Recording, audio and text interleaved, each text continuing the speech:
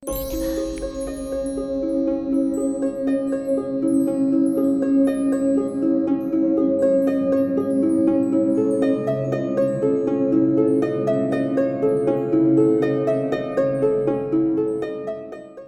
malam Sobat Rumah Horor Indonesia.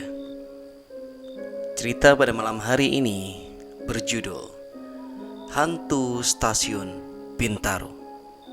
Malam itu sekitar pukul 11.30 malam. Hudi masih saja duduk di motornya menunggu penumpang di depan stasiun. Sebenarnya Hudi sudah merasa lelah, tapi karena merasa penghasilannya kurang, Hudi enggan untuk pulang. Suasana stasiun sudah sangat sepi. Hudi sudah sedikit putus asa. Tetapi senyum Hudi langsung merekah ketika ia melihat ada seorang wanita keluar dari stasiun. Wanita itu mengenakan setelan rapi lengkap dengan blazer. Ya, seperti wanita kantoran. Hudi menawarkan jasanya kepada wanita itu, dan wanita itu mengiyakan tawaran Hudi.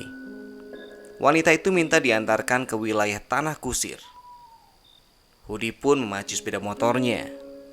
Di tengah perjalanan, Hudi menanyakan wanita itu hendak pergi kemana. Dengan suara yang dingin, wanita itu menjawab, "Saya mau pulang, Bang." Jujur saja, Hudi sedikit merinding mendengar suara wanita itu. Sepanjang perjalanan, Hudi dikagetkan dengan suara benda terjatuh dari motornya. Kontan saja Hudi menanyakan kepada penumpangnya, apakah ada barang yang terjatuh. Sekali lagi wanita itu menjawab dengan nada yang sangat menyeramkan, "Gak ada, Bang." Hudi yakin sekali ada yang terjatuh dari motornya.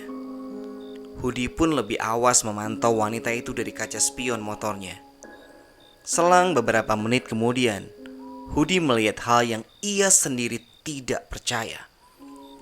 Dari kaca spion, Hudi melihat tangan wanita itu, yaitu tangan yang sedang memegang tas, copot dan terjatuh dari motornya. Dari lengan itu keluar banyak darah. Hudi tentu saja kaget, dan motor Hudi oleng hampir terjatuh. Untungnya Hudi masih dapat mengendalikan motornya. Tetapi jantung Hudi sudah berdegup begitu kencang. Ia takut kalau ternyata yang ia boncengi bukanlah manusia. Lantunan doa keluar dari mulut Hudi. Bahkan ia tidak berfokus ke jalan. Tubuh Hudi sudah gemetaran hebat. Iseng-iseng Hudi melihat ke arah spion sebelah kanannya. Dan betapa kagetnya Hudi melihat apa yang ada di spion. Ternyata wanita yang ia boncengi tidak berkepala. Hudi hanya melihat leher yang sudah terpenggal, mengeluarkan darah dan banyak belatung. Melihat hal itu, tiba-tiba Hudi tidak dapat mengendalikan laju motornya. Hudi pun tersungkur terjatuh dari motornya. Dan seketika itu juga wanita jadi-jadian itu menghilang. Hudi bangun dan membersihkan dirinya.